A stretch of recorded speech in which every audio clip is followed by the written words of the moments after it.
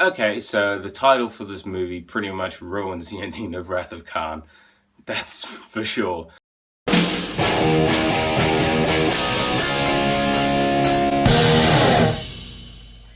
Star Trek 3, The Search for Spock, is quite underrated, I'd have to say.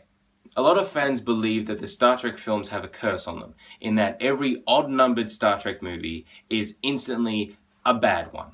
It really did, for a lot of fans, kind of start with Star Trek 3 because it wasn't as great. It's not as great as Star Trek 2. It's not as great as Star Trek 4. And then it became a real thing for Star Trek 5. We'll get onto that later. But I really think that, okay, fine. As I said, Star Trek 3 isn't as great as Star Trek 2, isn't as great as what Star Trek 4 will be, and I'll talk about that as well.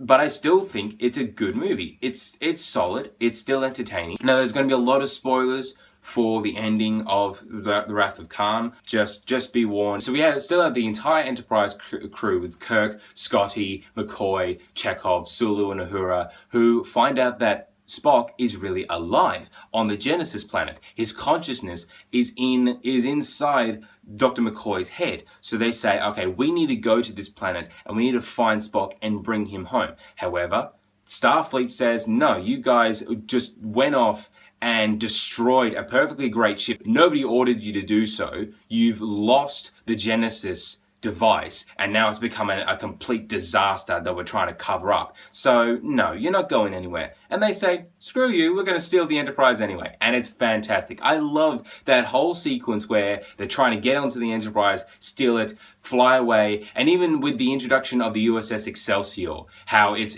Toto that's going to have this trans-warp device, and then it breaks down, and Scotty says, yep, here's a couple of little bolts because, and Scotty sabotaged it. I love that. I'm smiling right now just thinking about it. I love that scene. I love that whole sequence where they're trying to fly it out of there and the doors aren't opening.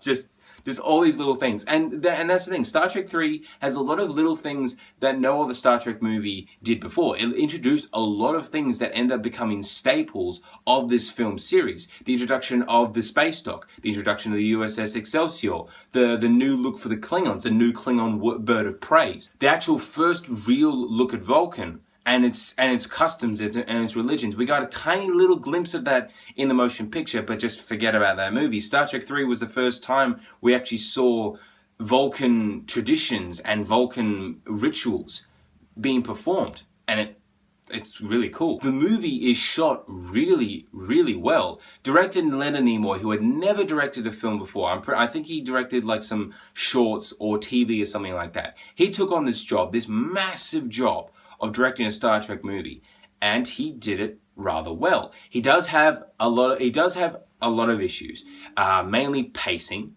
He doesn't really know how to blend the Enterprise story and the story of Saavik and David on the Genesis planet, finding Spock rapidly aging. The two stories are fine on their own, but Leonard Nimoy doesn't really connect them as well as you would later do with Star Trek 4. So he does have that problem. He pretty much wastes Uhura. She's at the start, does enjoy the crew for their adventure, and then just rocks up at the end at this rendezvous point. And it's kind of like, was there like a script change or something? Because why is she just not there? I think that the real flaw of Star Trek 3 was that Nimoy was really trying to still capture the same energy that was brought in by Star Trek 2 with a different script and a different story.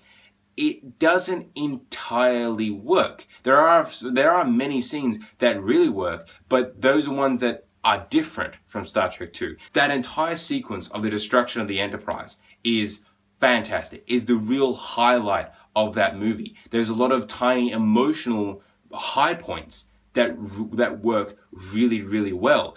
And Nimoy really does get into the characters. He does get into Kirk's heart. He does get into McCoy's struggle, and really still gets into his own character, Spock's turmoil as a child, dealing with, he's going from 7 to 10 to 13, all within the space of like 30 minutes. He still captures that conflict, that massive emotional horror within himself. I still enjoy Christopher Lloyd's performance as the Klingon Kruge. I think it's a very hammy, very cheesy, very scene-chewing performance, but it's still, and that makes it fun to watch. Every time I hear him, I still think of Dr. Brown, but it's still great to see this really cool actor in this really dumb makeup. I don't know, I just get enjoyment out of that.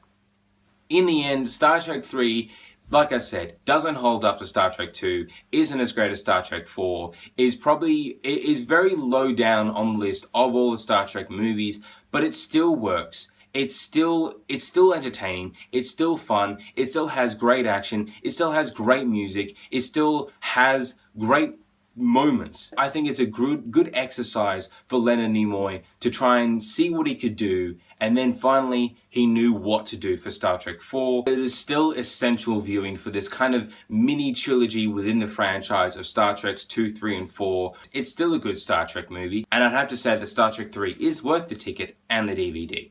This was kind of a hard one to do because Star Trek 3 is kind of like, yeah, it's there, so to review it, difficult. But Star Trek 3, have you seen it? Please tell me what you think about it. Coming up is Star Trek 4, The Voyage Home. I'm so happy to talk about this one. Thank you for watching.